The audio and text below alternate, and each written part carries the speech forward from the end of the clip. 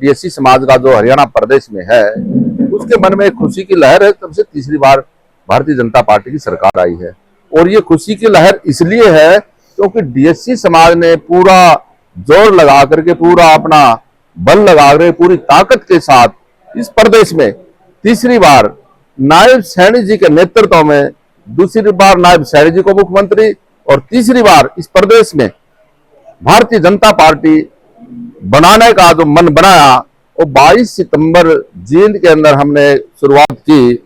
हमारे साथ धर्मवीर डावला जी उस समय एक डीएससी रथ लेकर के पूरे प्रदेश भर में घूमे और उस रथ के ही ऊपर बैठ करके सभी लोग डीएससी समाज के जितने योद्धा थे यहाँ बैठे, धर्मवीर डावला जी बैठे हैं, जी बैठे हैं, तो सभी ने अपना एक अच्छा योगदान दे करके, अपनी अच्छी ताकत लगा करके इस प्रदेश में ये ठान लिया था 22 सितंबर को कि हम हरियाणा प्रदेश में भारतीय जनता पार्टी की सरकार बनाएंगे और वो होकर के रहा।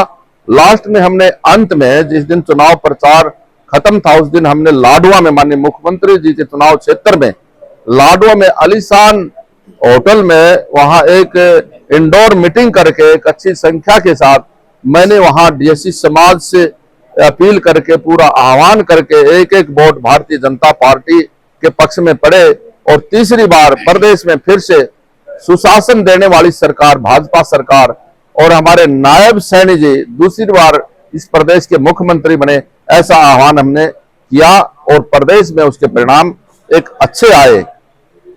क्या कहना चाहोगे अपने वोटरों को, क्या कहा जाके भी बातें बनती कैसे जाके अपने वोटर? देखिए, आज पूरे प्रदेश में मुझे कहने की आवश्यकता नहीं, मेरे पास तो स्वयं पूरे प्रदेश से 90 की 90 विधानसभाओं से मेरे पास फोन आ रहे हैं।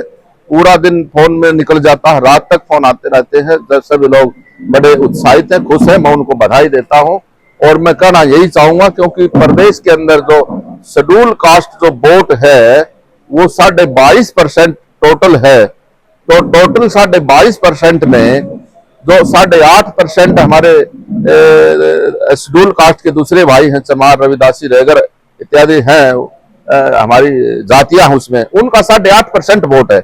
बाकी 14% वोट जो है वो डीएससी समाज का है। लगभग 42 जातियां यहाँ बैठे भी हैं लोग, वहां हमारे पास इसी बैठक बैठे हैं जिन्होंने पूरा जोर लगा करके भाजपा को वोट दिया है। और ये पहली बार ऐसा हुआ है 1952 से लेकर के अगर डीएससी का वोट एक तरफा किसी को पड़ा है तो 2024 विधानसभा चुनाव में भारतीय जनता पार्टी को पड़ा है और 8 तारीख को जिसका परिणाम आप लोगों के सामने आया है। मैं आपको बताना चाहता हूं, एग्जिट पोल मैंने भी सुबह देखी 8 तारीख को, तो वहां 72 तक रुझानों में कांग्रेस पहुंच गई और मीडिया के लोग, आज तक चैनल इंडिया टीवी जहां भी मैंने देखा, सभी तो एग्जिट पोल ये बता रहे थे हरियाणा प्रदेश में कांग्रेस की सरकार बनने जा रही है। लेकिन विशंबर वाल्मीकि ये सोच रहा था ये परिणाम गलत हो सकते हैं, शाम तक हम रिजल्ट देख पाएंगे, क्योंकि मुझे अंदाजा था, क्योंकि हम लगभग 55 सीटों पर हमारा जाना हुआ, टेलीफोन के माध्यम से, व्हाट्सएप के माध्यम से डीएससी समाज के लोगों को एक अग्रेसिव करके, एक जागरूक करके मैंने कहा एक एक वोट भारतीय जनता पार्टी को दो। भाजपा एक ऐसी पार्टी है डीएससी समाज का भला कर सकती है और वो करेगी। मैंने आश्वासन भी दिया, मैंने जींद में अपनी गारंटी भी दी है, मैं गारंटी लेता हूं डीएससी समाज के सामने और वो वोट दिया, भारतीय जनता पार्टी के पक्ष में दिया, जिससे आज परिणाम एक अच्छा है। बहुमत से हमारी सरकार आई है और फिर से जब मंत्रिमंडल का विस्तार हो जाएगा फिर से काम उसी तरह बिना भेदभाव के, बिना पर्ची खर्ची के नौकरियां मिलेंगी।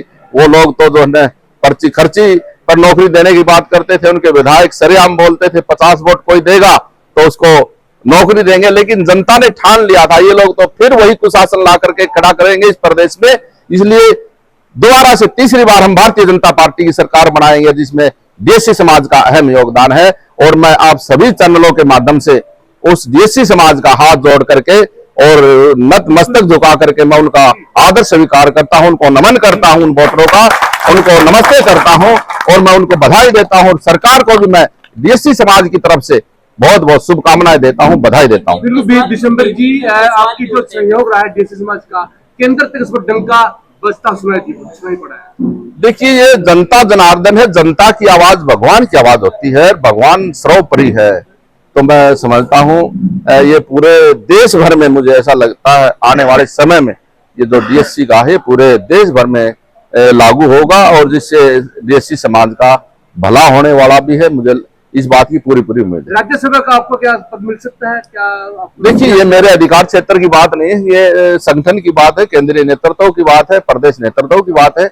मैं इस बारे में कुछ नहीं कहूंगा, नो कमेंट्स। होना चाहिए सर, होना चाहिए। सवाल क्यों उठते हैं ये ऐसा हो गया अपनी सीट नहीं करते लगे इसने पार्टी पर रोक लगा तो रोना रोकते हैं ये लोग। देखिए, मुर्दा जब उठ जाता है तो उसके बाद रोआरिंगी चलती है।